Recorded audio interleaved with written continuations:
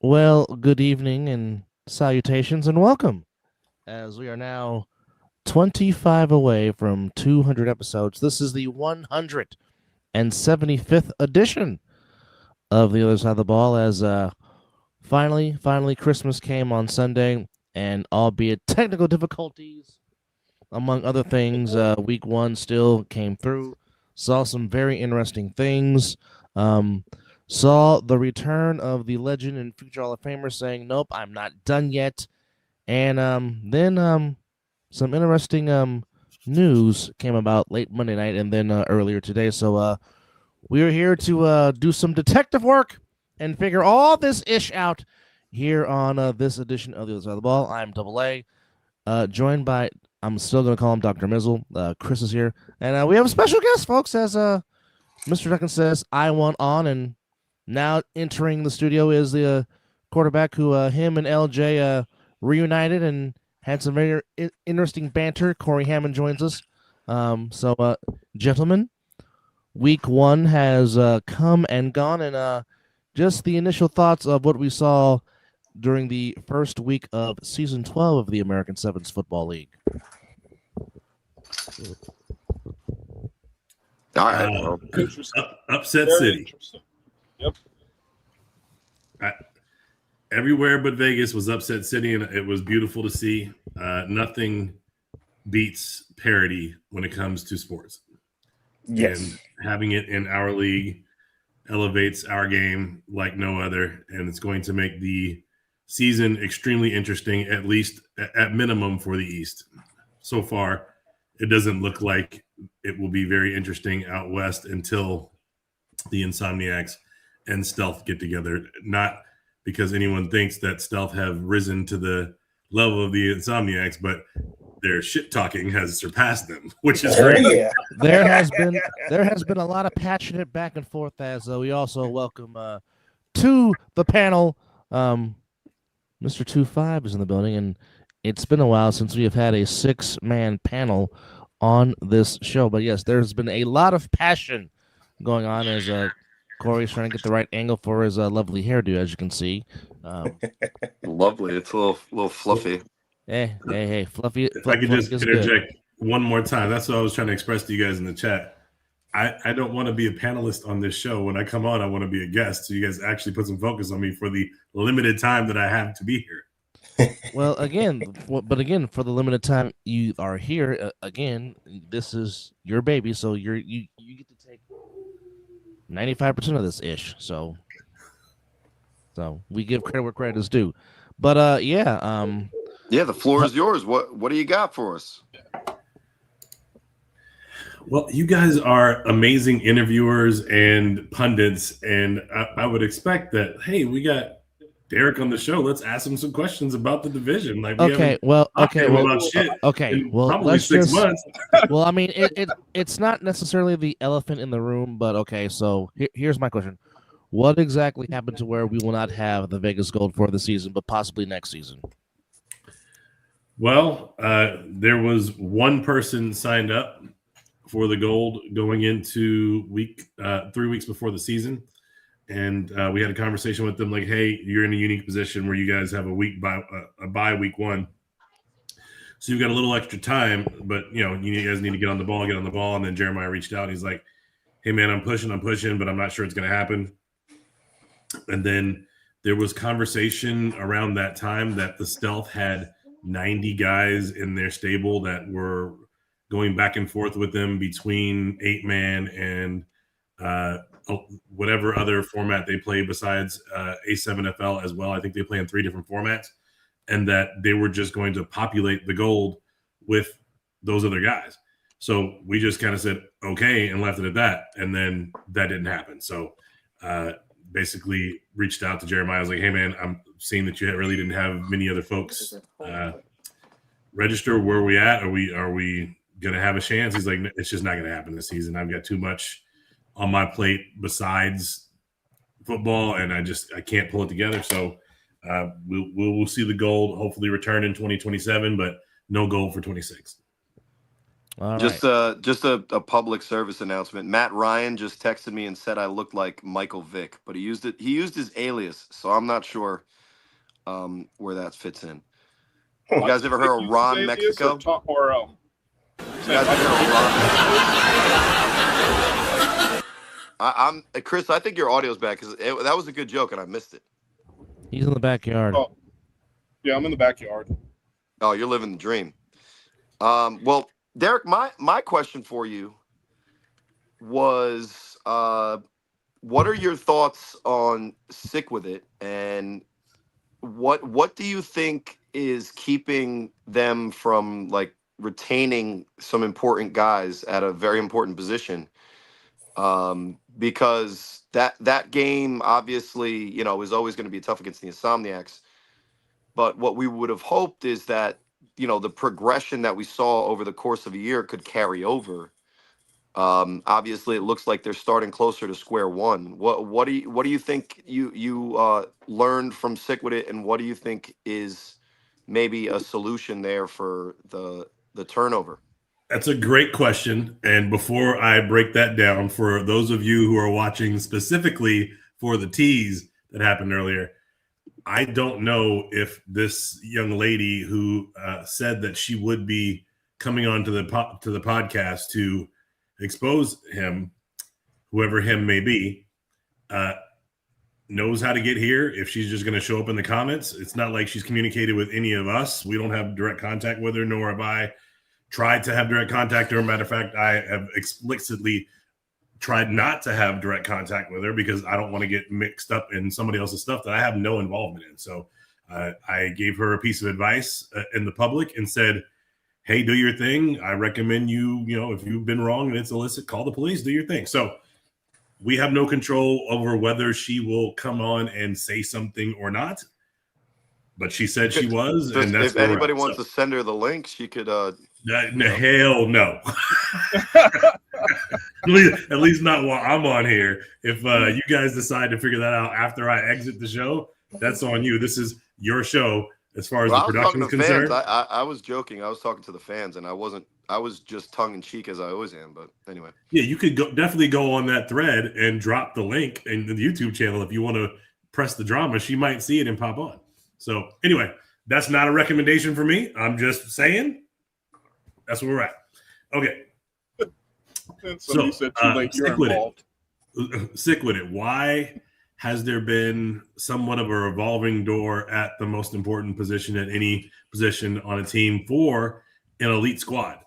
The answer is, a string of bad luck, to be quite honest, right? Jeremy Gary obviously was that dude.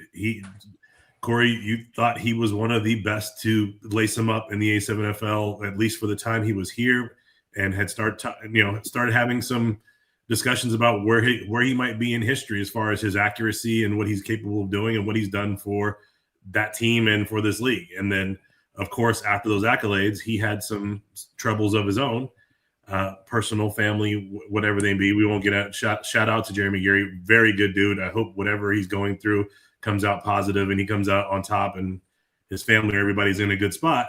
But then, it falls to what was an exciting replacement in Canyon Stone King with De'Aaron Fox as a backup or someone who was potentially being groomed to take over that position because they liked the potential of Fox down the road so much that when they were in a tight game in a playoffs trying to make the championship, that they actually inserted him into the game for potentially a boost that ended up not working. So fast forward past that game and going to the next season, both guys are not available anymore. Canyon reached out to me and said, hey, coach, I'm kind of done with this. And, he's got a great career now working as an electrician, and he's, not wanting to wake up feeling pain on Mondays, having to go to work at 5 o'clock in the morning and, trying to make a life for himself and, going to school and all the things that he's trying to do to be a better human. So, I was absolutely blessed that, a guy that I consider family decided to lend his talent to our league, and he had a great time doing it. He looked good doing it. We were all super excited. His dad was absolutely excited. I loved watching how happy his dad was in the stands. But So, and then fast forward to this season where I saw some great activity out of 2 of 3 quarterbacks. One got injured too early in the game. The second, Yodi just could not get it going. He threw passes directly to the other team. I would say fault of his own, but we know if Yodi settles and he gets some time with the offense, he'll actually be quite decent if given the opportunity. I see some head shaking, but I have faith in what I've seen Yodi do, at least on film in some instances. So it's in there. I don't know how Mark extracts it, but it's in there. I've seen it. But Deion Southern looked fantastic at quarterback. Deion Southern looked like he had some baby Sterry in him at some times. He flashed very well on the field, and I thought if they could build an offense around Southern, who did play quarterback in high school, that they really have an opportunity there to completely change the structure of Sickwit and potentially become more of a BIC style offense or a U style offense where you got your ground and pound, you got your quarterback who makes you pay attention to his legs so that it opens up downfield and gives room for guys like DP and guys like Betts who are definitely deep threats or threats over the middle. So if it were me, I mean, I love what the first quarterback was doing. They had something going, and I don't know his name. I apologize because I couldn't. When we were doing our broadcast, it was all tore up. Taron Jones. What was Aaron Jones? Taron Jones. Taron Jones did a great Jones. job. I really enjoyed what he was doing as well. But I loved what I saw out of Southern, and I think had he had an opportunity to practice with the ones, assuming they run shit like we expect a normal football team to do. If he had more time to practice with the ones, they could really build an offense around him. So I actually don't mind that. So that's as far as you know, because we haven't gotten any kind of injury reports or anything like that. It seems like that Southern is moving forward, going to kind of be the one they have try figure it out, right? Jones actually came back in the game late in the game. Oh, he did. He was on the show for a long time because the hit that he took, it was really, really serious, but he did end up coming back in the game. So, like I said, the one touchdown pass he threw to Siobhan Richardson was right on cue, and then of course Vaughn was being Vaughn and took off, and then whatever momentum Sick had, the Insomniac said, "Nope, that's enough," and took over and dominated. Yeah, that's the same story you could say about a lot of Insomniac's games. Week one, no different. It sounded like you were talking about the Animals Final Four game last year. And I will add, without Kenny Mack, without RTC, yes, correct. Yep. Still put 47. Danye showed up big as he usually does. Not shocked by that. Dude, but no, not at all. Did Smooth make his mark on the team yet again? He looked like he was everywhere. Always. Sunday. Always. Every time you give that man an opportunity, he comes through. Whenever there's a play to be made, it seems like Smooth always makes that play. Mm-hmm. Yep. And my next question for Derek, and this would be for everybody, I think, because it's interesting because it's the opposite perspective that I usually have. I'm usually the one that's like eyes laser focused on everything going on in the game that's being discussed on the day after because I called it. And now these games, the Vegas games specifically, those are the games that I'm like, I'm a casual viewer. So like my attention span is sometimes distracted. So it's like, I'm not locked in like you guys are. But with the second game, Hunter's Stealth, I think, clearly a mismatch a little bit was obviously, especially eventually, right? It just kept building and building. But the style that the Stealth chose to win, I thought was interesting. Do you guys feel that it was them holding their cards because they don't want to show them? Or are they still pretty much like, hey, if we could run the ball, then we have a shot. If not, we're not even going to try. Well, I'll say it like this. Mr. Jaden Webb reintroduced himself to the league and saying, "Hello, guys, I have returned, and I'm still that same dynamic impact player." But again, the question for the Stealth was, who was going to be their quarterback? And it looks to me that they possibly might have that guy to run the offense and I think realistically they weren't really showing anything. It was just the hunters shooting themselves in the foot and the stealth taking advantage of it. We really don't know who the stealth are until they play, competition, which we know he was begging and begging and begging and begging to play the Insomniacs on Sunday, but to no avail. But I mean, it's still a question of, okay, which version of the stealth are we going to see, and who and what really their identity is. I think Yeah, I like think we still haven't seen that. my question is like, can they pass and they chose not to show it, or is that something that they're still gonna be really nervous about throwing out Corey, there? I don't know that I can say that they refused to pass because Webb had a 50-yarder for a touchdown on a slant.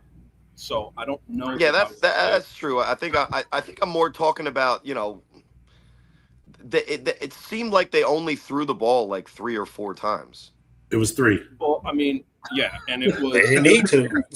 Well, And it that's was what I'm what they saying. Like, didn't. but First off, they it- didn't need to, but secondly, the quarterback is definitely one of those that if it's not there, he will take off, and he's got the legs to make plays. my like, and like I said, I'm not trying. I think he completed all 3 of those passes, right? Cool case. Turnovers is shooting He did. yourself in the foot.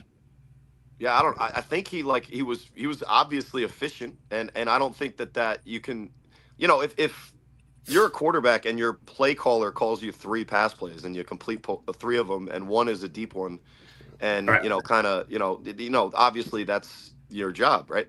But I think my pondering leads to, if you know that that's something that your team needs to work on, and you obviously are pretty good at running the ball, right? Which is important, I think, but they showed it.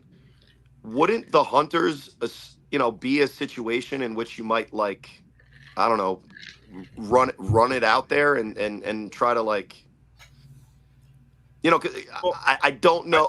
Like I said, I'm not. Corey, I've wasn't got the answer to your locked question. into- We don't have to vacillate over it much longer. So, if you see Cool Case's comment, Louis is Oh, I him. did. So their starting quarterback was out for the most part. He was playing a backup role and a fill-in role because he didn't get the medical attention that he needed to go a full game going into that game. I don't know what exactly that medical attention was, and I don't know that I should allude to it via HIPAA violations or anything like that. Yeah. But point is, Louis is their quarterback, and he was the guy who took the halfback pass and threw it for the 60-yarder to Webb. That is their starting quarterback. That's the guy they've been running with all their padded season, where they went 7-0, and they expect to be able to roll him out full force next time they come. And the dude has, if you saw that ball, the dude has a cannon. Yeah. All right. Yeah. I mean, listen. I didn't say that the question mark was answered in an affirmative no, but my question is like, I'm still relatively curious, and I guess that kind of answers my question. I still have in like at least a feature role yet to be introduced to the young man. So I'll scan for the one play and then just run it back over and over again. Maybe I'll introduce myself. But no, I think it was definitely a pleasant surprise for the stealth. An unwelcome reality for the Hunters. But that would be my question, because it would be interesting. With the Hunters. Keep one thing in mind with the Hunters. They had a lot of guys that were going to play with the gold that they brought on, and who knows when those guys came on. Chris, we can barely hear you, bro. I said, I don't know when the Hunters, because, I mean, some of the guys from the gold that were supposed to play with gold this season are on the Hunters now. So who knows how much playing time, or excuse me, how much practice time they had with the Hunters. Look, we're talking a lot about the stealth, but I do want to put a little focus on the Hunters. They actually had the best looking offense I've seen out of the Hunters in a week 1 matchup that I think I've seen from them since they got in the league. They've been doing that triple option deal for quite some time now, and it actually was effective to the point where they strung 5 or 6 first downs together. The problem was they weren't doing a very good job passing out of that offense. And once their quarterback has a really good arm and can pass, so once they can figure out how to pull both of those elements together, and they could have an offense. You can't, unless you have the greatest run game in the world, you can't just run the ball. But if you can run the ball effectively, you can use the run to set up the pass, even if you have a weak passing game, because you have the spacing. Everybody's sucked up in the box. You can get a lot of one-on-ones and separations because people are worried about looking at the mesh point, seeing who's got the damn ball.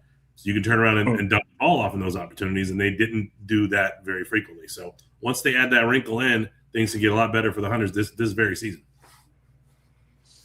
Yeah, and if you catch a team with the wrong personnel on defense with that triple option, you could grind them down and slow down a game and everything. All the tenets that have made the triple option style since the 1920s something that teams that are trying to compensate for a talent discrepancy. No disrespect, but that's the point of the triple option. Is if you execute it properly, you take a man out of every play, offense versus your defense, and then it shortens the game against great offenses.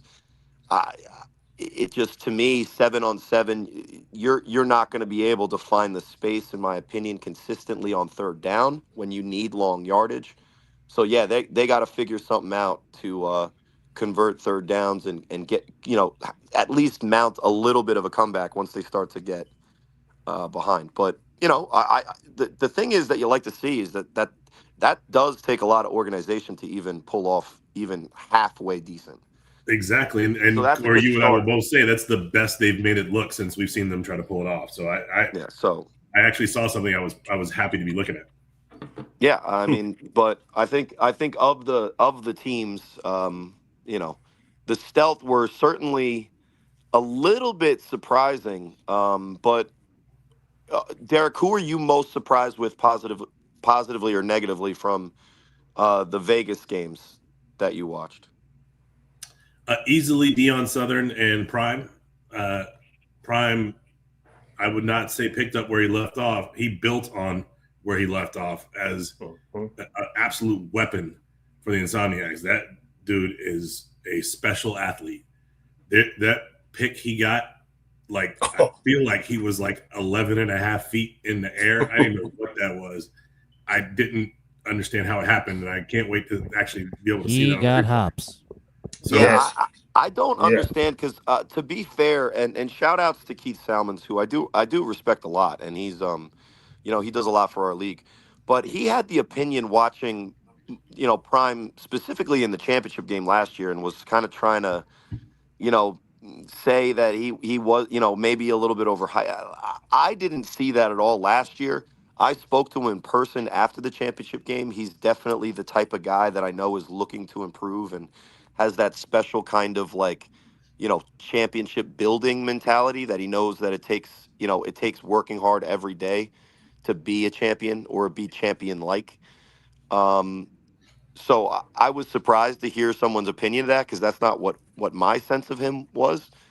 But yeah, I think if anybody embodies what we thought the Insomniacs would come back as, it's multi level Omega mutant talent level plus the will to want to have that revenge tour. Yeah, that's a little scary, guys. That's a little scary. yeah, the most interesting thing to think about with Prime and Juice and Danye is they're all young. They still haven't gotten out of what would be their college years to where most of these other guys are at. So as these guys are developing and honing their talent, they should be getting better. And what I saw is Prime and Juice both look like they took a step up from where they were last season. And last season, they were pretty fucking good.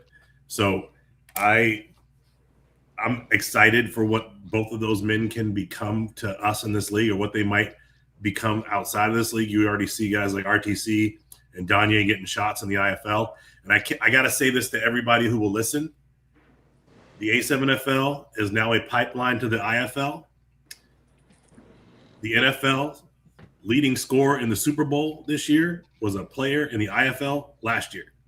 So if you don't think that A7FL has a place in sports. Think again, my friends. 100%. Does anybody else have? Does anybody else want to put the big guy on the hot seat? There's no hot seat. I mean, Man, I agree with what y'all throwing Derek's softballs, saying. dog. Yeah, I mean, look, the only question that I could back up with is, were you impressed with what you saw from I'm sorry, not from from the Insomniacs? No, I was not. Or were you expecting that? No, the Insomniacs without Kenny Mack are not the same. Right? So I have a hard time being impressed by their line is still good, but Kenny is elite. Right? Their line, they'll say their line is great, but Kenny is elite. And when he's out there, it just looks different. Right? So much more spacing, so much more time, so much cleaner when he's calling the line and doing what he does. Now, they've really elevated their play without him this year, I'll say. So I wasn't surprised at that, but they didn't look as good as I know that they can. And it's week 1, so it looked about what I expected. Now, Sick did not look like what I expected them to, and I would say that but I give them a pass because they were hanging. Their starting quarterback got hurt. They're still trying to figure it out. They had this whole same thing last year, first game, second game, where they didn't really come together because they hadn't had the live action against live A7 defenses. And about week 3 last year, they looked like the Cichlid of old with Stone King at quarterback. By the time they got to the playoffs, they were carving up BIC, right? So I'm expecting that type of rise out of them this season as they break in a new quarterback, whoever that may be, and as Mark builds his offense around them for the season. But I was surprised that they weren't able to, even with backups or whoever, rise to the occasion, because we know who Sick is, and they always do with great coaching and great guys on the sideline, turn that corner and give the Insomniacs run for their money, and they didn't. So that part surprised me, and I did not attribute that to the Insomniacs looking good. How about this, Derek? Who's the best team in the league after week 1? Sorry. Yeah, I got to say the Insomniacs. I mean, just because you have to say the Insomniacs. You just said you were underwhelmed. Well, you were underwhelmed by their performance against a quarterbackless or starting quarterbackless, sick with it, that you were unimpressed with. Yet we did see the Patterson U and BIC play, and you still put Insomniacs first based on. Here's the thing. Huff played out of his mind, and welcome back, my guy. You look like fucking Superman, and the person I said, given the opportunity, I would draft first every time when he's healthy.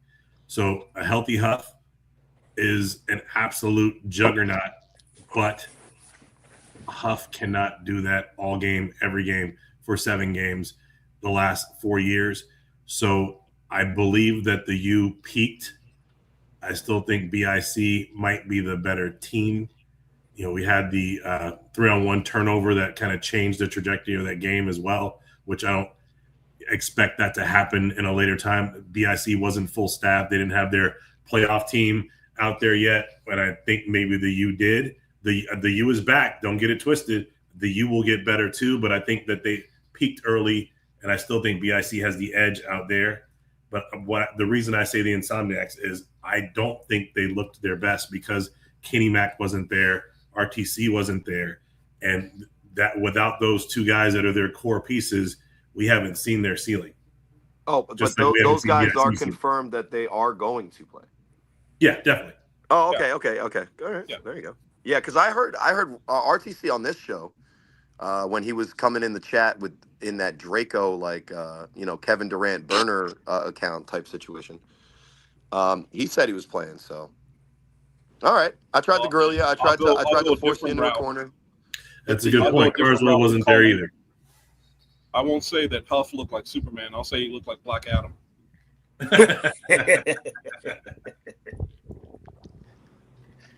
Yeah, he definitely was the magician for sure. Yeah, I mean, right. For the plays that he made, we have to give him 100% of the credit because he made the play, right? Like what I'm about to say, I do not want to take anything away from the plays that he made, but I'll say this: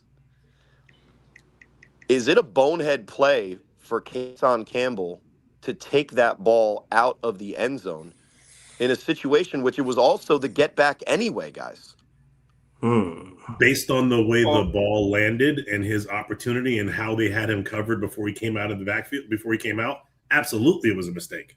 That was one of the, and no disrespect to him, like personally, this should actually give him, a boost because I've never seen him make anything even half as dumb of a decision as that. Where you would say that Let's go. decision was Correct me not if very I'm wrong. Kason Campbell-like, right? No, I mean, and wasn't it Huff that stripped him? But that's what I'm saying. Yes. Before Yes. Huff makes the game-changing play number one, right? The decision by the returner is just absolutely incorrect in every single metric that you could possibly apply to the situation. It was the get back rule. The U was down. If they tackle him before the 20, they get the ball back anyway, even if he holds on to possession. Exactly. Number one. The only Shout out time to he should Matt have Ryan. taken that out is if they were losing and they needed it. Right? Yep. So he takes that out, which is dumb, and then that fumble happens. Then let's fast forward to the other play. That situation in which Ashante Worthy catches the ball, correct me if I'm wrong, that's a 2-minute drill situation, right, guys? I missed that part, Corey. We were in full swing at that point. No problem. Yeah, and obviously you guys, like I said, those games I'm locked in every single minute detail. So the Ashante Worthy fumble there was about 40-ish seconds left on the clock. BIC didn't have enough timeouts, and it was a short crossing route that was pretty close to the first down, but the 1 or 2 yards that Ashante was going to do or get, fighting at the sideline to stay in bounds and go forward and not out of bounds to stop the clock. That was the situation that Ashante put himself in as well. Yeah, the way If you he describe goes it out does of not sound bounds- good. If again, no, I'm not taking away the play from Huff because it's absolutely amazing in that situation. Another game-changing play on special teams. No, that was on defense.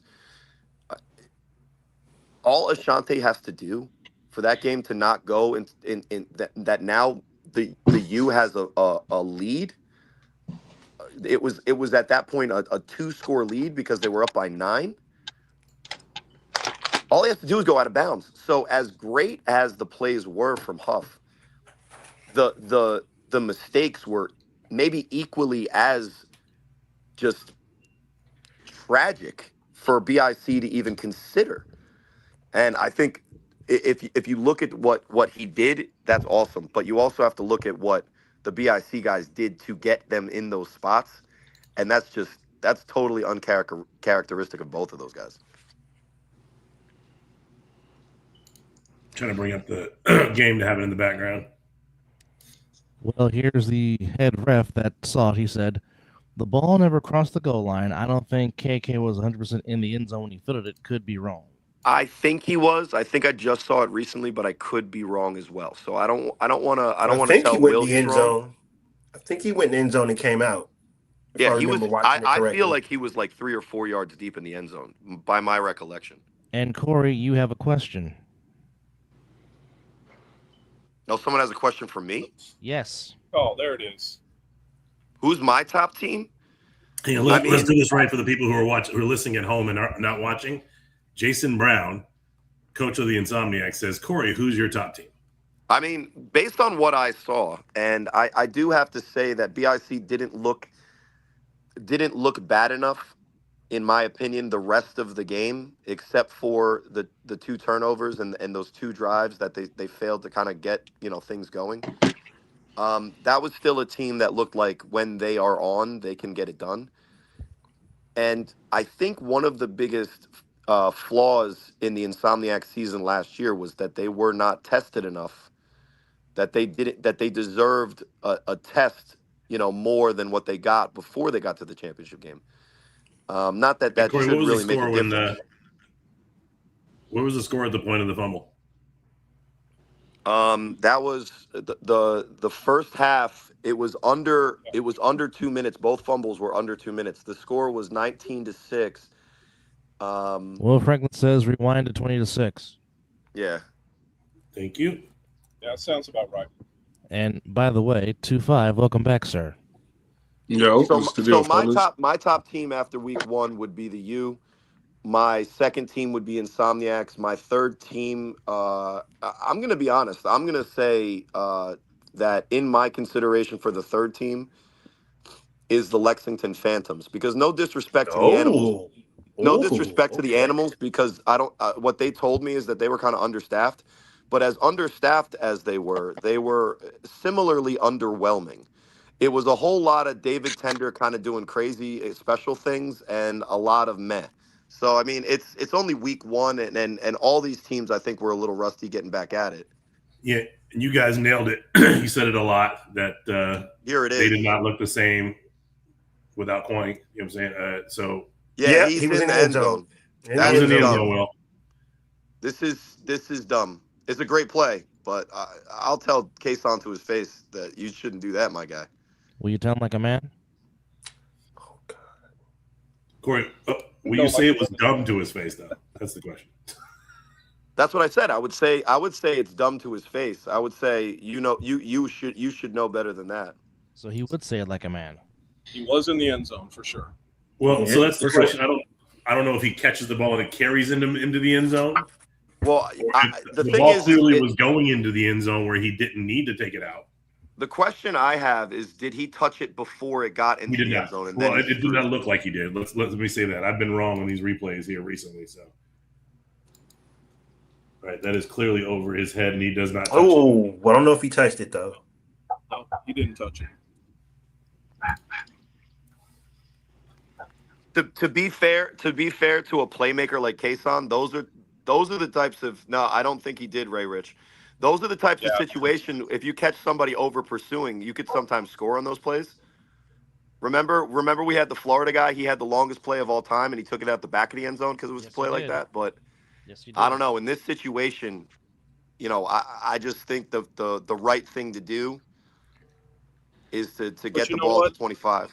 Derek, play that one more time if you can, because my hat's off to Huff, because not only does he take the hit, but if you watch this, the ball would have bounced right back to him, and he knocks it backwards to his own guys to recover that football. Watch the hit, and watch Huff knock the ball backwards away.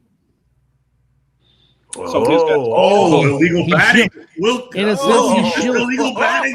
In a sense, he shielded from Kason making the recovery. Hey, that shit's illegal. That is called batting. That ball goes back to the returner. Well, I mean, technically, we did have the It holy was an roller in honest Vegas that took attempt at place trying last to week. recover. No, Corey, you called it right. No, Chris called it right. He's like, no, here we go. Here's Ashante. Go out of bounds. Go out of bounds. Go out of bounds. Yeah, Ashante should have went out of bounds right there Yeah. instead of trying to fight for more yardage. Was that Huff in there again causing the fumble? Yes. Oh man, That's two fumbles. Look at him strip it right there. Oh, the strip. Yeah. Huff is Travis Hunter. Travis Hunter grew up Huff wishing is that everything that wishing he would Jacksonville grow up to Jaguars be like wanted Huff. Travis Hunter to be. Exactly. Now, Corey, do you think, for you, Corey, which fumble do you think was the turning point of the game that gave the U complete momentum in that game, which of course led to the win? Honestly, the way I look at it, stupid things happen on 3-on-1 returns all the time. When the U rips the ball from Ashante Worthy in a BICU game, it's not just the turnover. It's not just the momentum. It's the statement that type of play means in these rivalries, right? What does that say to the rest of the guys on the U? It means that my best player just beat their best player 1-on-1. We got this, guys. We're better than them today, right? There is a lot of mental things that go into games of this magnitude in a league like this, where these guys are really similar in talent level. At the end of the day, what it comes down to in these games, especially BIC the U, and this goes for when Sick is at their best against the Insomniacs, games where people are familiar with each other because they're local, they play each other all the time. They know their tendencies, all that kind of stuff. It's rivalry games in a division in the NFL. It comes down to like 3 or 4 decisions the guys make. It's not their ability. We know that Ashante is going to go up top and catch that pass that he did in the end zone. We know that Sterry is fast enough to break away and get the touchdown or the first down when he needs to. We And know we know Huff is that going to make Huff is going to make those throws as well. But it comes down to the decisions. And like I said, the decision for Kason Campbell to take that out and the decision for Ashante to not go out of bounds, to me, that's the difference in the game is the thought process of these guys, not their athletic ability. and So we it's know that interesting. BIC is susceptible to the Baltimore special. I mean that was for me just an absolute breakdown of what it means to be a champion. Like if you know you're down, you got to lock in. And shout outs to the U who are like, a third Baltimore guys anyway. But shout outs to the U for doing that. They executed it perfectly. And at that point, you looked at the BIC sideline and for the first time in that game, they were like, oh shit, we're gonna lose. Now, it was still pretty tight. It still ended up being a pretty close game. Right, because BIC is BIC. Exactly. So, I mean, to answer our guy's question, who is that, Jason? Yes. Yeah, so answer Jason's question, my team week 1, just based on, what you would do with the metrics of like, who they played, how the game went, game control, blah blah blah. It's hard to argue that the U aren't right now at least the team to beat in the A7FL. And they All could right. lose next week to the Heathens. Who knows? Well, look, the last time the U was at this level, you guys had a 3-way tie at the top that included the Watchmen. This year, we might probably see that. It's likely we could see that with Silk, although they look like they've taken a step back without their primary target for David Tender. I think Manny. Yeah. I think Manny will get a lot of attention because he's the more kind of like flashy position. But Derek, they're missing. They're going to miss Trey Baskerville more than they're going to miss Manny Diaz. Oh, Trey's not playing? He's not playing for them. He's playing for BIC. Oh my God! He's playing. Yeah, he's number 32 out there. You'll see him. Good Lord! Why don't they just get Megatron too? They've been trying for like 6 years. I mean, that is the entire Renegades team, though. That family. So that between them and the Santista bonds, if you split those up, they're done. Well, no disrespect to Jair or Brian, but nobody's recruiting them. No disrespect, but those guys are not 6'7". I did tell Mark Gray if he needed me, I'd go in at quarterback. I'm waiting for Mark Gray to get out there. Yeah, he's got the gun. All right, so listen, I know we have like 30 guys on, but I do want to segue if we can, guys, into the game that I don't think any of us personally know anything about. I've only seen clips. I've only talked to people about what happened, but it was probably, in my opinion, it's the surprise of the day because it's not.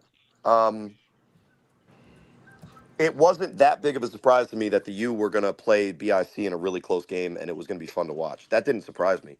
But when LJ showed me the text from Shunner, hey, this is the score for the Phantoms. What's up, Steve? Heathens What's game. up? Yeah, I'm sending now. When Shunner sent that text, hey, this is the score of the Phantoms Heathens game. Listen, I was surprised. Ah, shit. Can somebody send Keno? I'm getting a weird message here. Sorry to break kayfabe. Look, if somebody send Keno the link, I think I sent it to him, but it came up as a weird hyperlink. But yeah, you got the film of it, but I wanted to bring on, if we could, Keno Thomas, who guys, he got to play wide receiver this week for the new team, the Lexington Phantoms. And by all my conversations with Brent Smothers, I mean, the Heathens are no pushovers, as you can see Captain America getting a little busy here. But Good hit. Drew Ruffin, Javi Grace, you can see Javi right there, and the Phantoms defense, they put the locks down late in the fourth quarter. The score was 26-20. And my guy, Drew Ruffin, who is from the Heist, we've seen him do 4 interceptions last year against the Renegades. He comes up big with a pick 6 to clinch it. I mean, I can't wait to hear about this game a little bit more because, you know, it was definitely, for me, guys, the surprise of the day. Send Keno the link. We'll see if he picks it up.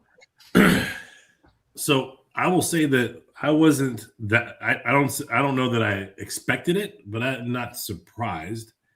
I mean, the Chaos team was building a season ago and looked strong before they became the Heist, and then they got some of the key guys who didn't play the year before back out and on the squad. So, you know, this is their 4th year in A7 if you talk about them since their first year as the Chaos, and they were good then. The second year, Big Rob was putting them up in the conversation of top 5. So I don't know that with them full strength that we should ever say that we would not expect them to look this kind of good. They will be somebody that the East needs to pay attention to, and they can't just walk in there and send the 14 guys who rock the bench because they got flag games if they expect to walk away with a win. Yeah, you just saw the highlight of the big running back. That's Quentin Vaughn. There's Keno catching a pass. Guys, somebody's throwing Keno Thomas passes. It's insane. Yeah, Keno in his natural position is scary. And the quarterback is Jaden Miles. So I thought there's Marty to the apartments. Shout outs to Marty. You guys ever hear Marty talk? That's his falsetto, by the way.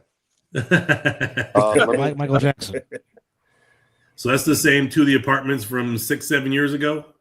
Yes, sir. It's the same guy. He's a Baltimore guy. He's been on the Buzz. He's been on the alternative Baltimore team. If there's the Old Bay seasoning. Yeah, I just remember that was one of the names that I'll never forget when I was considering buying into this league. It was him, Mike He Gon' Make It, Hollywood, obviously, Ashanti, Courage. Those are the names that you'd hear on the highlights, and LJ doing his thing when I was reviewing the league. Yeah, Courage to me. Yeah, nice throw. Yeah, man, there was some good football in this game, bro. Yeah. I just tried to resend to Keno. If we don't get him, then we can kind of just maybe talk about this game. Shout out throw. Yeah, I mean, the Captain America guy is not bad at all. I mean, so does everybody know where the nickname comes from? This is so special, right? Just coming off He's the Olympics. The captain of the American rugby team, yeah. Exactly.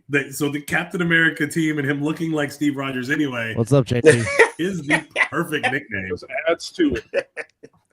And the dude is a amazing guy to talk to, man. He was out here for the Rugby Sevens and played, the Nines about 3 weeks ago, and I was supposed to get out there and try to hang, but life be lifing. So, but really stand up, dude. Really good to talk to. I wish him the best. I'm sorry he didn't get his win week 1, but congratulations to Anthony Tolliver and the Phantoms, shocking the world, as it were. Mm-hmm. Agreed. And it's this stuff that when you see a guy who was the captain of the football American rugby team losing in A7, that tells me, rugby guys can't necessarily easily make the transition, and our guys probably can't easily make the transition to rugby either. Well, listen, when he plays in our league, he's a football player. I think he has some special skills.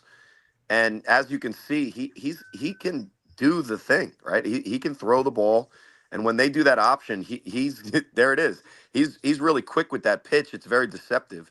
But but for me, what stands out about the Ohio guys in general, and what they always have seemed to me to have, is that kind of that blue collar grit to a football team. And you see here in every highlight, they're playing tackle football, you know, down in, down out, and that type of collective will is really what you need to stop a guy um, like the Heathens quarterback. And listen, he's not an easy guy to bring down, but based on the highlights that I've seen, this is not an easy team to go up against either in the Phantoms. All right. Well, the guest is on, but we'll take this quick time out and remind you that you are watching The Other Side of the Ball.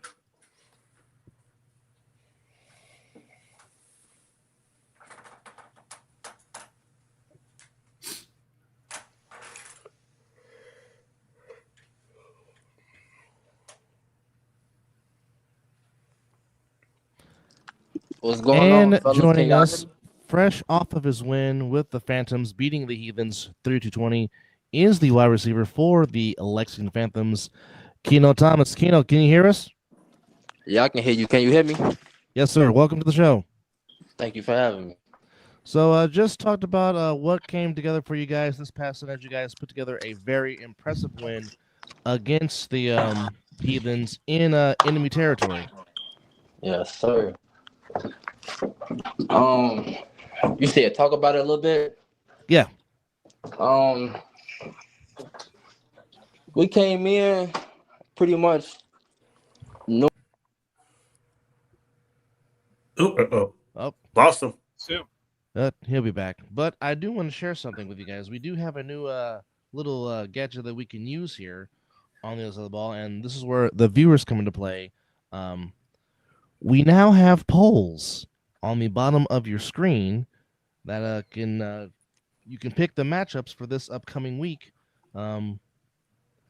for week 2. So just keep that in mind, folks. So is that on YouTube? Yes. Hopefully, you should be able to vote on YouTube. Can we put up a poll as to who we think the person is that the chick's looking for? Oh, no. Duff said, oh, no.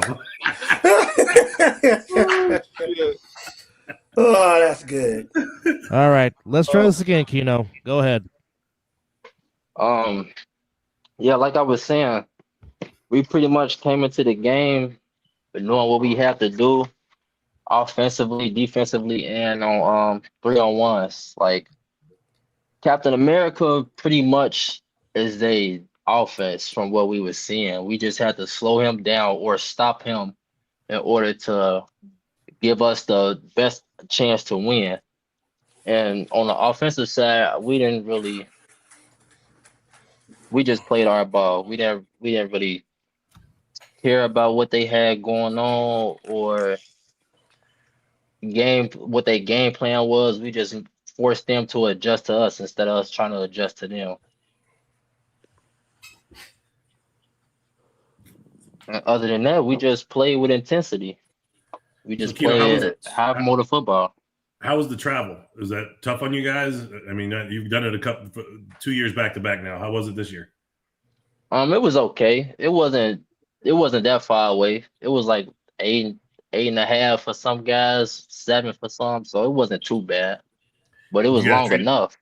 Did you guys make it a fun thing and kind of chop it up a little bit out there, or was it all business? Oh yeah, we're gonna have fun with it. That's what come with it. You gotta have fun too. It was definitely business though, but we made sure we was having fun. Same time. How many players out of the roster made the trip down to Virginia? Brent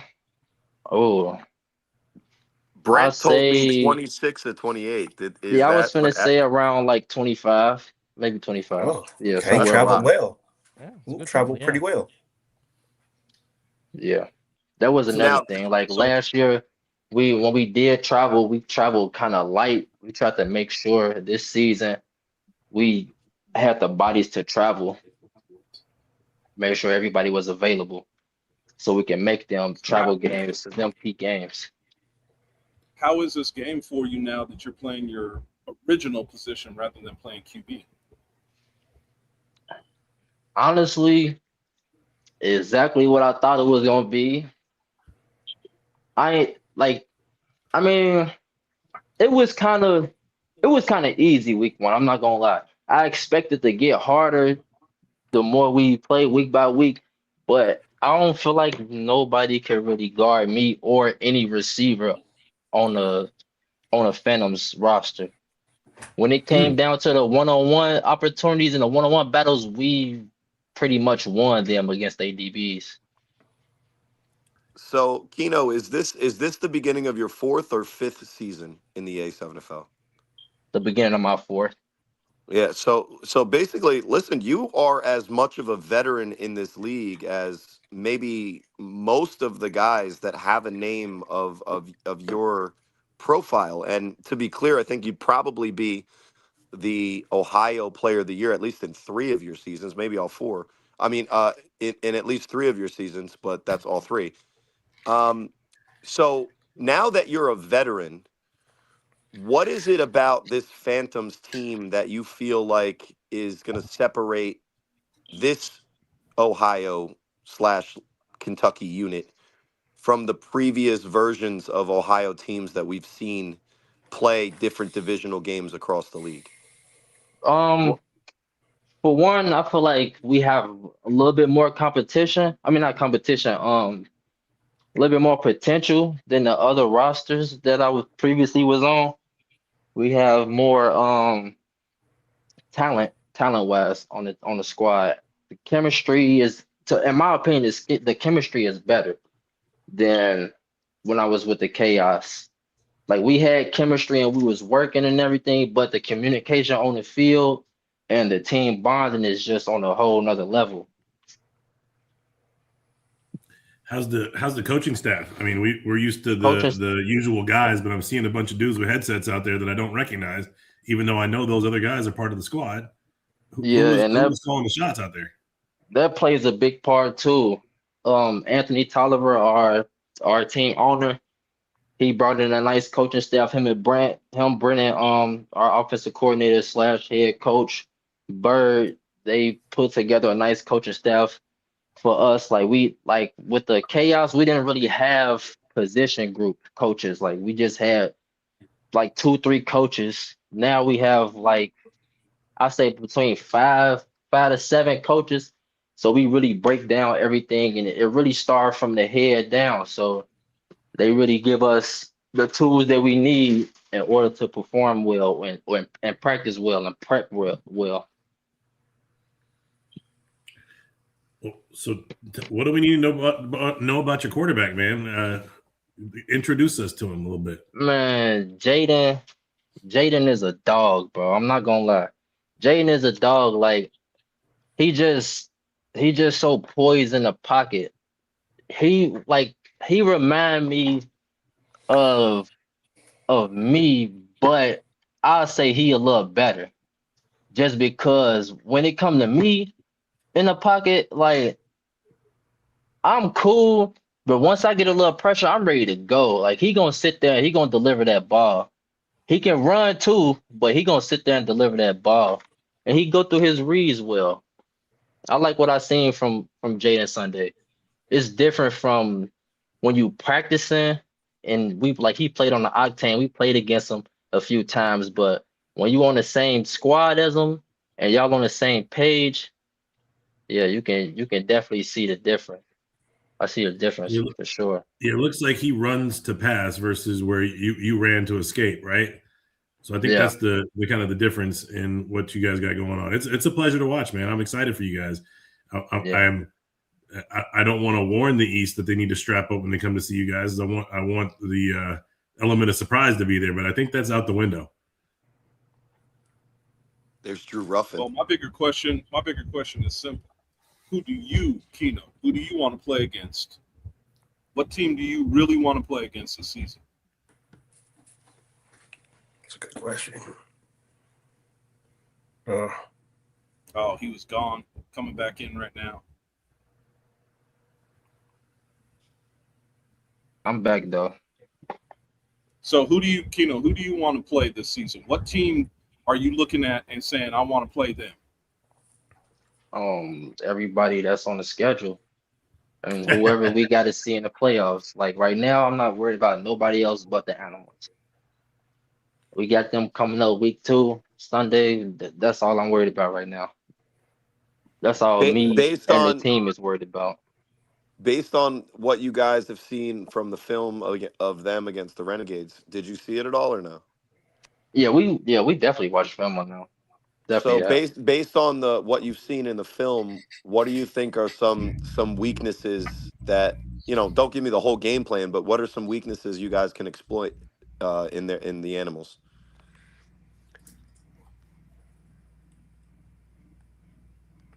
Oh, we lost him again. Hey, Hey, Corey, Doug, is can that you Chopper load up from some Wi-Fi? One Piece? Yeah, that's Chopper. Tony Chopper. Mm-hmm. Damn, Derek, did you just say does he have Dub's Wi-Fi? I asked if Dub could loan him some Wi-Fi. Dub's got a good connection today. Nah, it ain't even that. Y'all funny. But to answer your question, Corey, I can't even give you the answer. I can't even give you the answer. It's gonna give away too much. Fair. Don't, yeah. See, Kino, when he came on the 3-on-1 podcast, he had the same media training. He's here to be likable, affable, but he's not giving away, nothing, which I respect. So you guys came in week 1. I think a lot of people didn't necessarily know anything about you guys, which is maybe why you were doubted. Hmm. But you guys made the statement. Now you guys are 1-0, and it's easy to say, hey, we could sneak up on them. I don't think, and maybe you do. Maybe the Animals don't take you guys seriously, but I don't think you're sneaking up on anybody anymore. Um, Based on what I saw, there's a lot of stuff going on that you guys could hang your hat on. But what is, at least as you know it to be right now, what's the identity of this team that's going to carry you guys when you guys need it the most in those critical situations?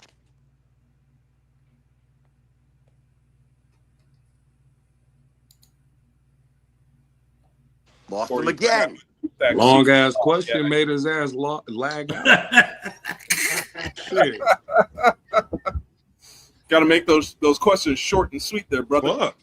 I mean, you have to also add context to the question. Okay. Corey, you're doing a fantastic job. Don't let him get you off the center now. I'm not. I'm actually hoping that they would realize that the question, like, hey, what do you guys think about week 2, allows guys to be very generic. If you boil down the question and force them into a corner, that's how I get people to give up shit. Keno won't, but anyway. I'm noticing we don't have the Silk versus Renegades game in here. For it.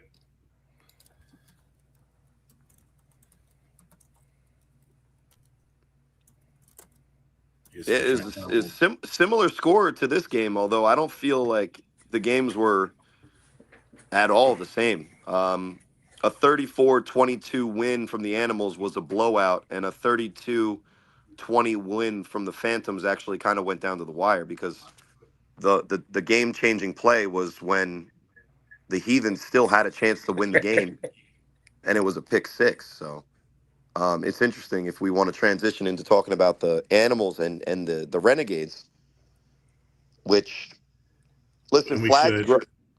Flag's growing on me, guys, and I'm coaching my 11-year-old in flag, and I'm starting to learn the nuances, and I'm teaching kids flag pulling drills and practice and stuff. So, I'll say reluctantly, I'm converting slowly.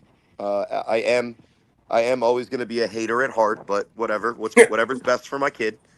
But I do have to say this: watching that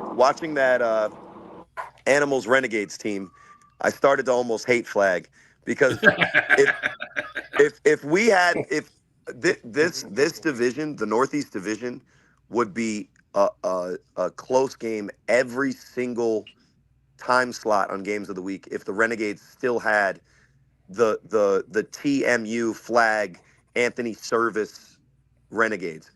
And I do want to shout out to a contemporary of mine. I call him Fitz G. LJ was calling him enemy of the state. It's Tyree McQueen to other people. None of those are his government, so it is what it is. But he's a vet in this league, and if you go far back enough, you'll find a lot of great film of Fitz G making guys look silly. And he was taking a team that was not on the same level talent wise, in my opinion. And the only thing he didn't do is just involve Dondre Moore. But hats off to him. He played a pretty good game.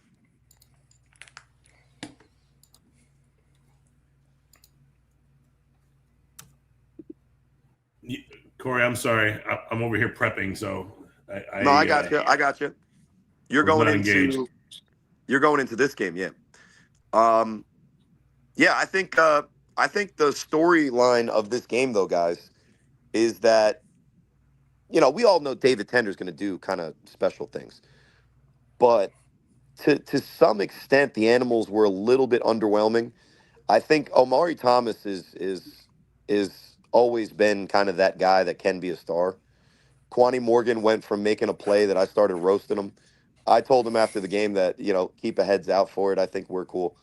The next play he takes a 3-on-1 back for a touchdown. But I don't know, guys. The Animals are hard to read. What do you got? What is your guys' take on the Animals week one?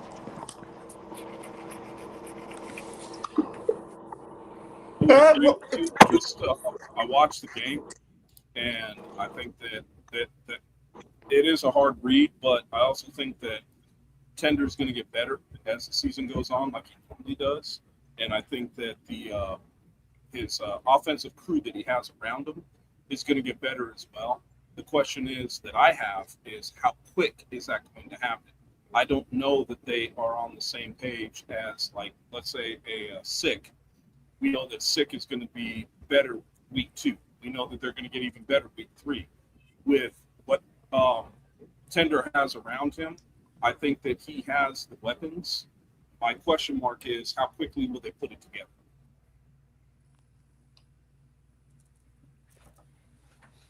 Yeah, well, they also didn't have Kasim Perry and like Jason said in comments, I think their defense will get a lot better with Wolverine. I think we do have to give Jeff LaPera, the linebacker, a little bit of credit. I call him Wally Cleaver, because he makes plays. So we're just talking about the aesthetic. But I do think they get better. There's David Tender.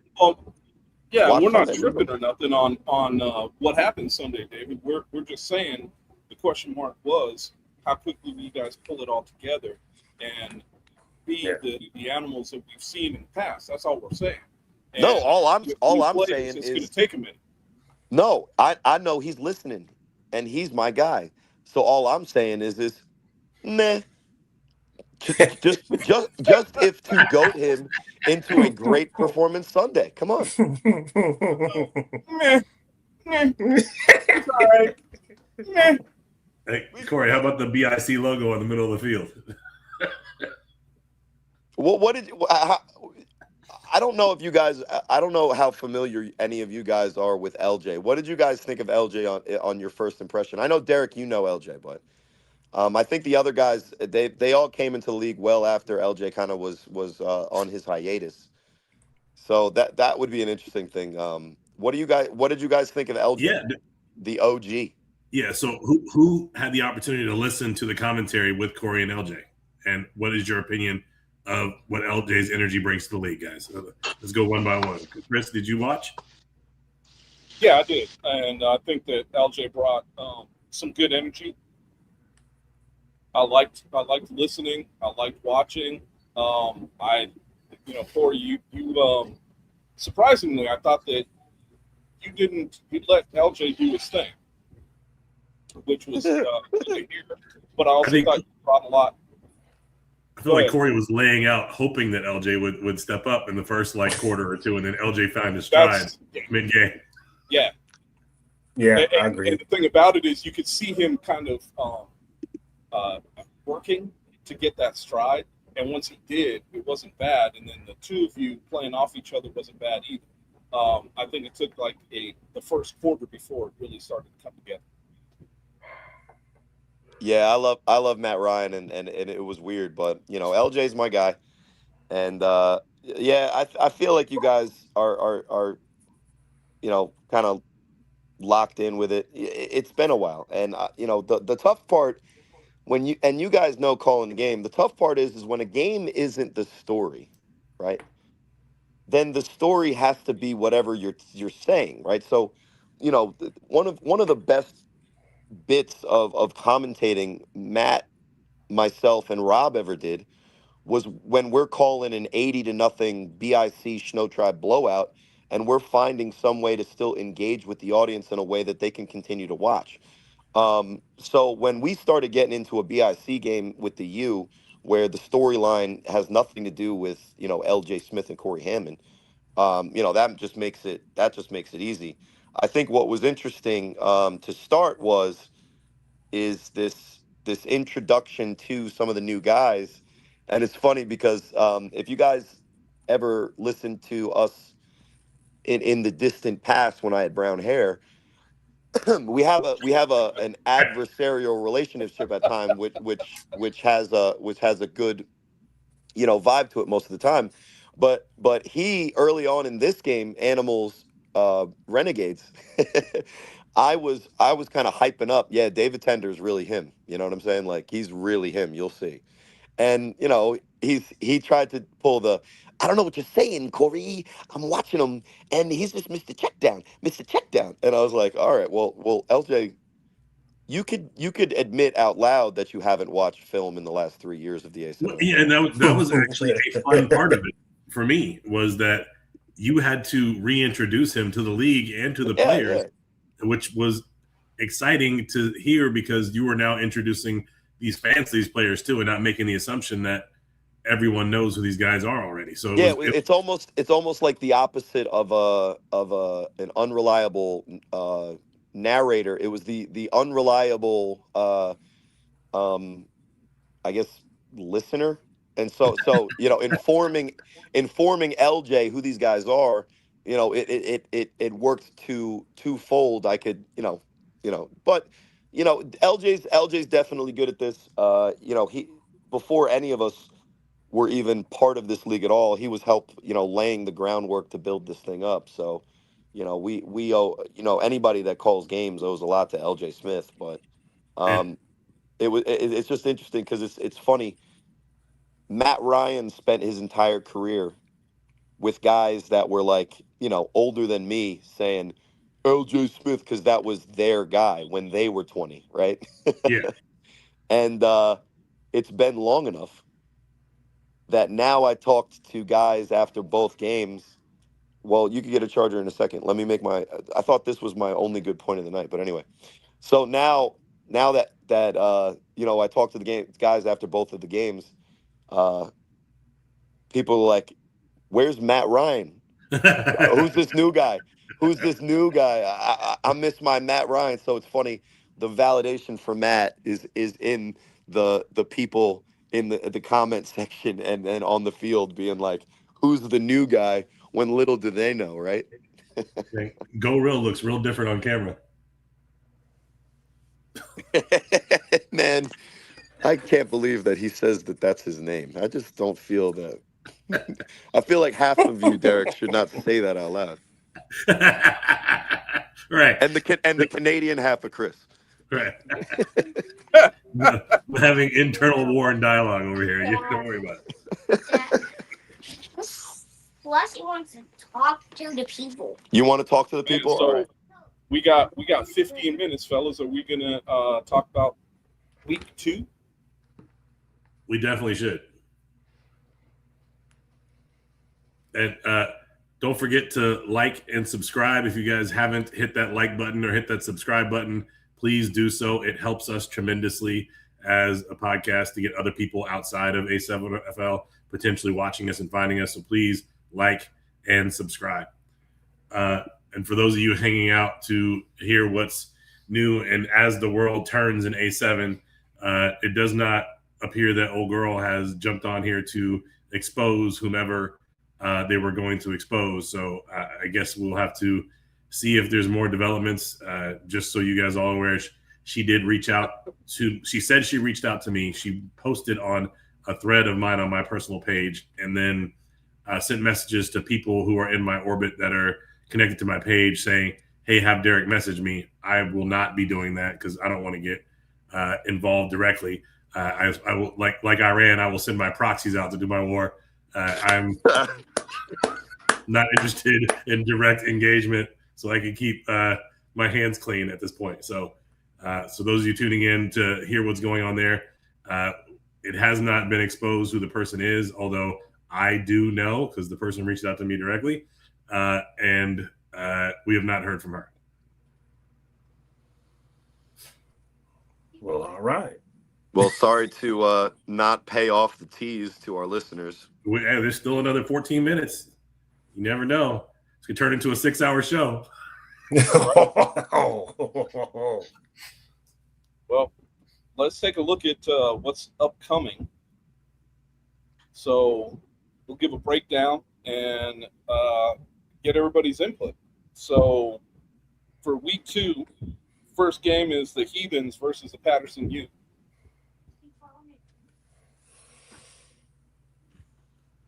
What a letdown that would be. Everybody wants to jump on that one and say who they're picking.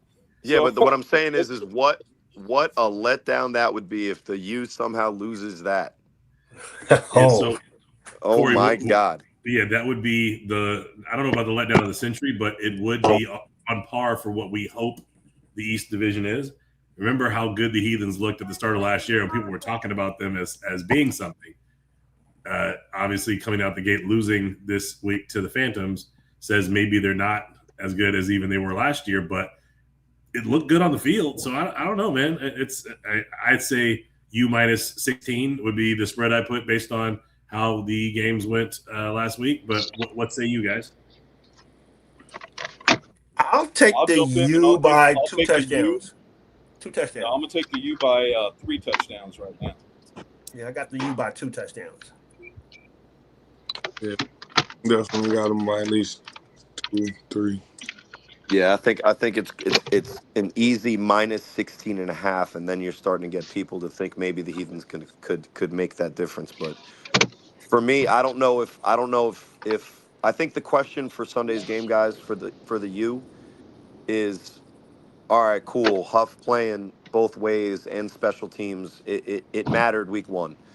Are we doing that week 2, or are we just going to throw our chances at a championship in the garbage by letting him play 90% of the downs against the Heathens? Like, that would be my question. I think the U has talented enough defensive backs and guys who can throw it off that they could avoid the inevitable, weird thing that ruins their season, right? Shout outs to OG Buck, who's their other option at quarterback now. I think that's big, especially when the only question maybe about Huff is his availability. Buck is on. Yeah, OG Buck is the number 2 quarterback. That's for the dope. U. I can't wait to see what that looks like. Well, I think it is what it is, right? I think when BIC when the U is playing BIC, they didn't even think twice about who their quarterback was going to be down in and down out. Guys, did you see this defensive play? This one-handed tip, yeah, this was a great tip. Yeah. Sorry, go ahead, Corey. Yeah, I think this weekend, if the U is smart, we see a lot more of OG Buck at quarterback. We see a lot more of Huff on the sideline, just standing there like on the other side of the white, right? During defense, and if listen, good for him. I'm not going to tell another dude, what to do. He works out way more than I do to be in shape, but listen, he's got to be the quarterback for the U if the U are going to continue to be the number 1 team in the league, in my opinion. So, based on, I guess Huff's got enough experience specifically experience with the U as well. They're not going to miss a beat by having him miss some games as a starter by not getting that continuity, because I don't think right?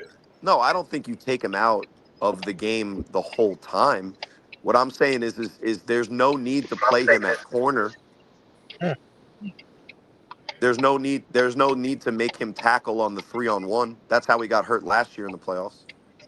So you're saying have him just play the QB position and maybe full time, or give Buck a couple series just to get him a little bit of rest. If they're in a tight game against the Heathens and they need Huff to do some magical thing in the fourth quarter, I think they have bigger problems. But yeah, that would be my take. Is that against this season games like the Heathens and likely the Renegades, probably not the Phantoms anymore.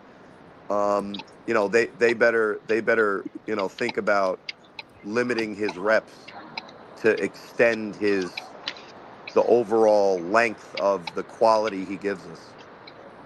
So who do you have in the game? The U over the 16.5. Okay. Which are berries, by the way. It's berries, guys, not dollars. Like in One Piece, berries. No, they're points.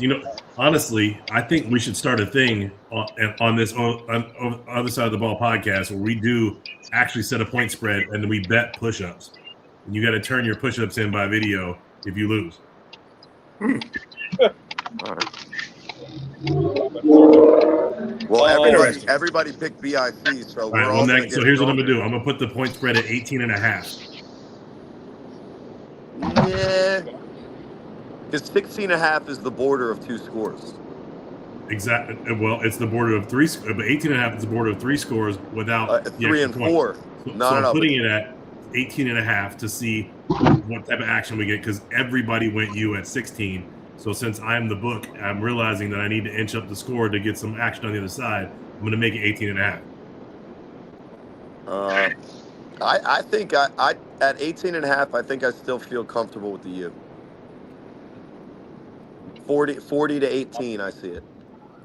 I'm still sticking with the U as well. Yeah, I'm still sticking with the U. I got him by 2 touchdowns. All right, so the bet is 10 push-ups. So whatever side of you're on, we're going to record it here in the chat so we have it for forever. So we got Corey, Mizzle. Chris, you said the U as well? Yep. Knox? I said the U as well. Knox? Dub? Ain't doing no push-ups. I'm not betting no spread. I'm not stupid. It's 10.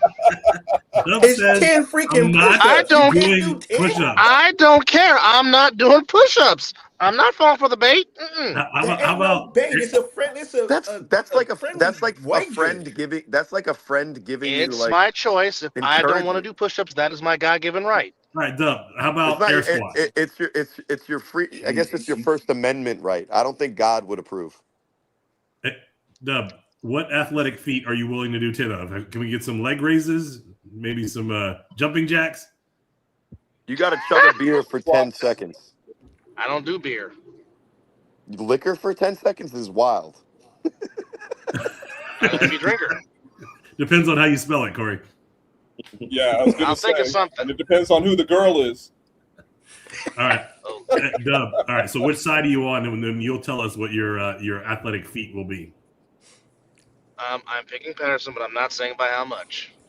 No, it's Again, got I'm to be not plus. qualified. It's got to be either No, minus 18.5. So then he gets it weighted. He's going money line. You're minus 600 on that money line. He said he's just picking. You're betting way more push-ups than 10 if you're going money line. you are the one who lives in Vegas. You don't know this? I don't bet. No. I'm not a bettor. What is game 2? Hang So on. game So two I recorded it all. 1 o'clock. I'm going to go Heathens plus 18.5. I actually said plus Oh, 18. he's but- going backdoor Okay. cover style. I see how he's doing it. All right. So the next one is the Animals versus the Phantoms. Ooh. I I'm got gonna the say Animals by 3 Animals tutties. 8.5. I'm gonna 3 send tutties. Animals 8.5. No, I think you're I'm reading gonna that put this one at wrong. minus 8. I'm gonna put this one at minus 18.5 as well. Oh my God! Give me Yeah, my I got the money. Animals by 3 tutties. Yo, Okay, give me I got my the Animals money. winning the game, but if we're gonna go 18.5, I'll go with Lexington. Yeah. Lexington is gonna cover 18.5. All right, so we got Chris, Corey, Mizzle. Where you at? You're right at 3 touchdowns. I'm taking Animals. All right, so we'll save you. So Mizzle's on the animal side. Dub, where you at? I'm picking the Animals. Okay, we got a split. This spread's good now. 2-5.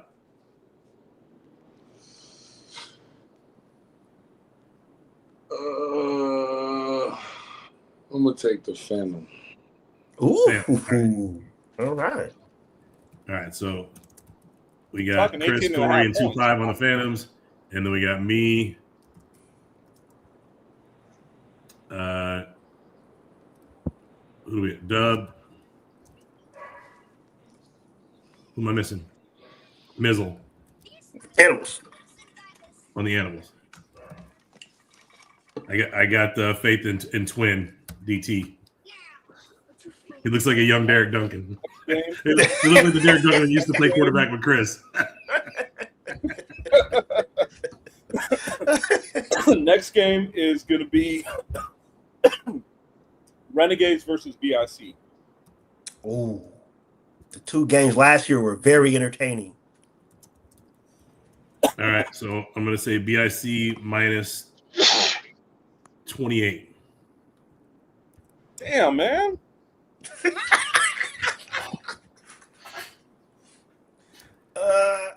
I'm gonna take BIC by 2 touchdowns. Oh, so you're going to go Renegades then? I'm taking BIC to win the No, game. you got BIC minus 28. Oh shit.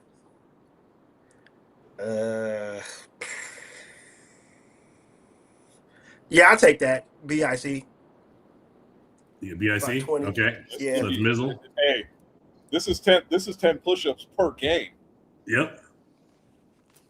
I get it. I'm not like Dub. I know I'm out of shape, but I will get out there and try to do some push-ups. Yeah, look, I'm doing this because I want to do the damn push-ups if I lose. Make myself start getting active. I'm frantically looking for a charger because you guys are getting quiet and my phone's about to die. But I got BIC with those points. You got BIC minus. You know what I'm taking? Yeah, I'm taking BIC on that one too.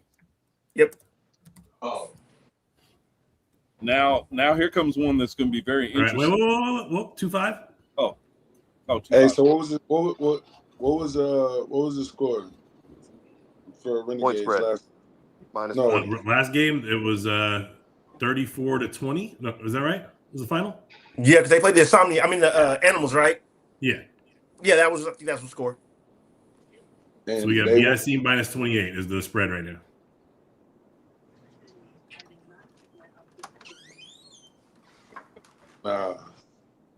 28. Yep.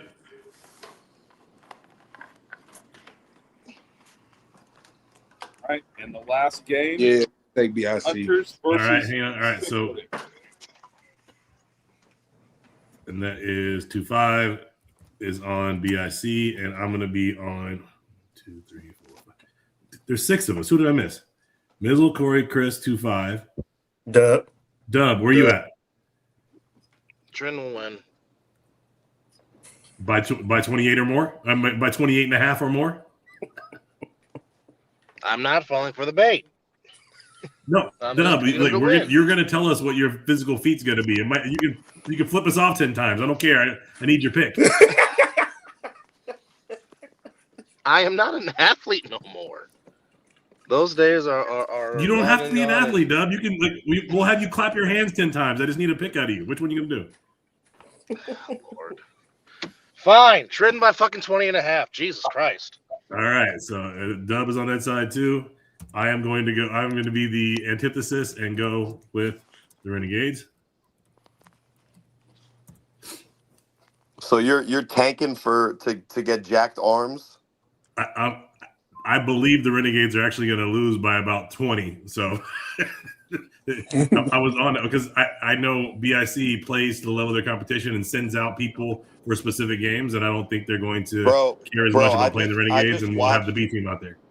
I just watched one of my best games in my like gray-haired era, Yeah. which was in 2021 against the BIC, and I was on the Renegades, and we had a lot more players. The score ended up being 42-24. So Nice. that was one of the Renegades' best performances. We were winning in the fourth quarter, 18-12. Wow. Yeah.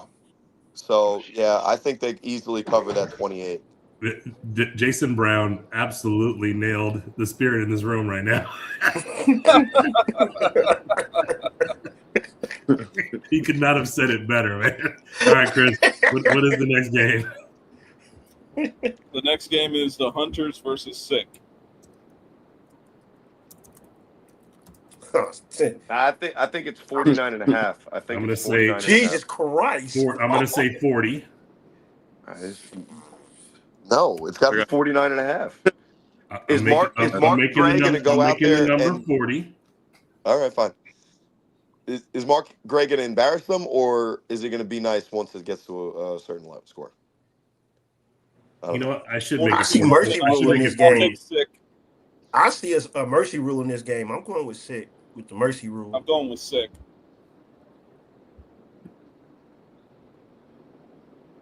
So that's 2 Sick, Dub. Sick. If you say 40, I say sick. Yeah. If 2-5? you say 83, I say Hunters. Yeah. All right. Let's move the number then. Let's do it at 50. Yeah, Why I are we think moving the number? We 49 and a already half. gave our picks. 49 and a Because half. we're gonna redo the picks. 49 and a half. 40, we have 40 points. All right, 49.5, Corey. You're with it. All right. So now we're gonna start over. I got sick at 49 and a half, actually. All right, so Corey's on Sick. Mizzle at 49 and a half. Where you at? I still got the mercy rule. I'm going with Sick. All right. Chris? Sick. 2-5? Sick. Dub?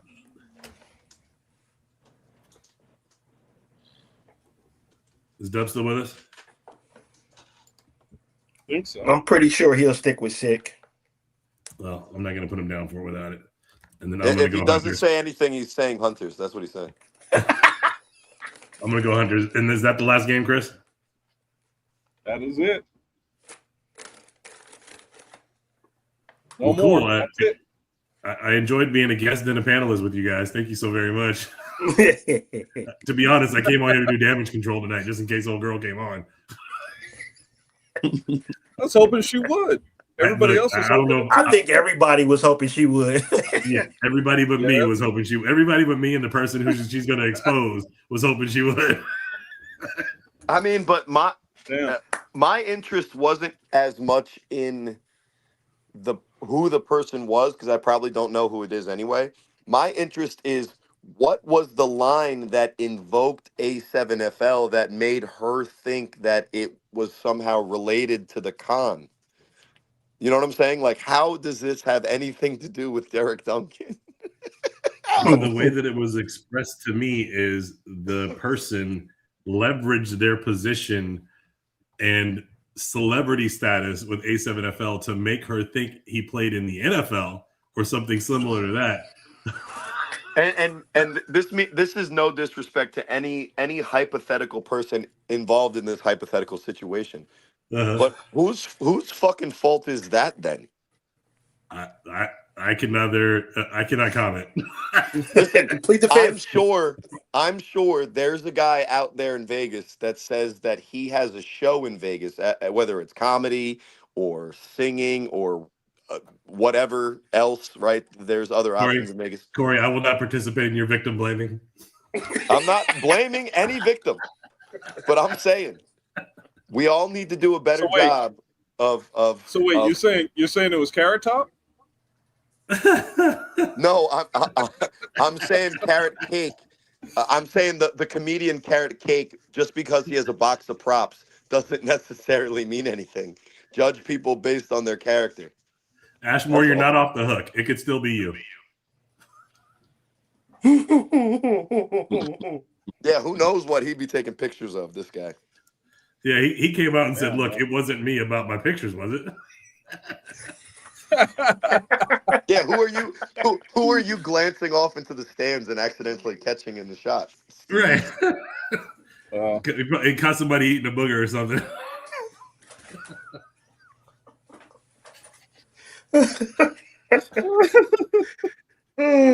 he ain't gonna do it. He ain't gonna. Oh, he did All it.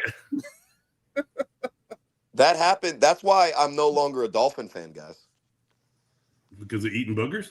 Yeah, because Dan Marino retired, and I'm a Dolphin fan sitting there, whatever, 13 years old, a quarterback myself. And Jay Fiedler, the guy who was the other guy, right, the next guy, they're over here talking about him on the sideline, and he's picking his nose. And I'm like, I got to root for this now? I am out. Good thing you're not a baseball fan, because you scan the bench at any given time. There's some dude picking his nose. Always. At least a knuckle deep. Listen, I'm not trying to judge, but I'm baseball not is a whole judging either. different thing. I'm just saying. Baseball's a whole They different even thing. talk about it. I- They even talk about it. Damn, you caught me a knuckle deep in my nose.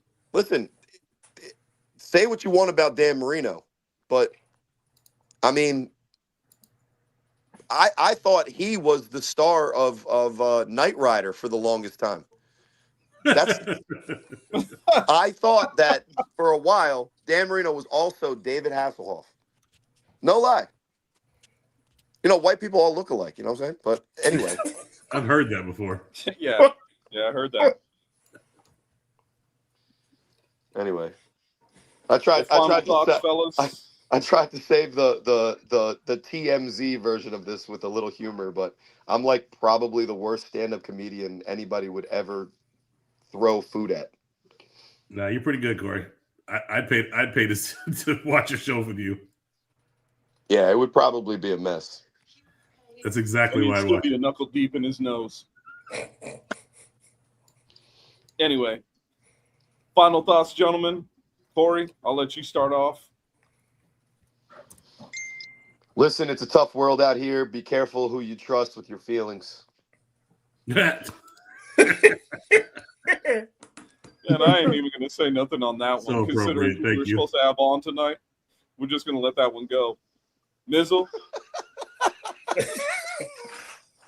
It was a fantastic week one at A7.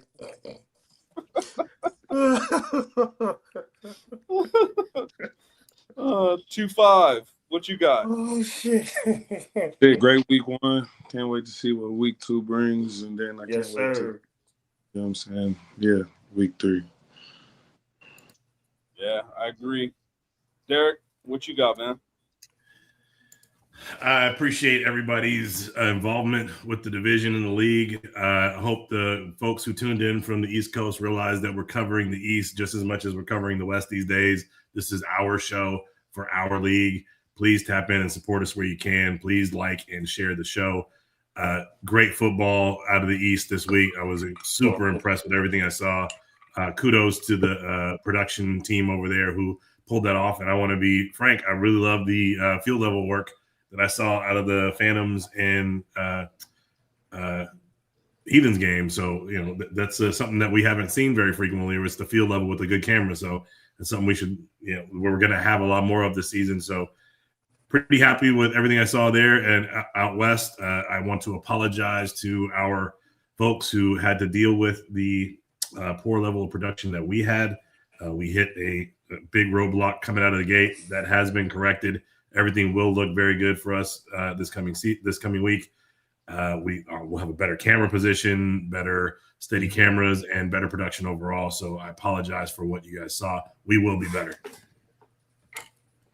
But to the players who played it out, for the players who put it out there for us, they still put on a fantastic game and still put their hearts on the lines. And I apologize for not doing a better job for them. Yeah, I mean, I would echo that sentiment, because I think that even Dub and I were a little frustrated, but we understand the situation and we knew what was going on. For me, Brent, I see that you're in here. If you want to join next week, you know how to get a hold of me. Just give me a holler. I'll get you on. But for me, man, what a week one it really was with some of these games, and I'm looking forward to week two with some of the matchups that we have and some of the stuff we talked about. So, all I can say is get your popcorn ready because week two is going to be even better than week one was. I can guarantee that. So for the crew, for myself, thank you for watching. Join us next week, same time, same channel.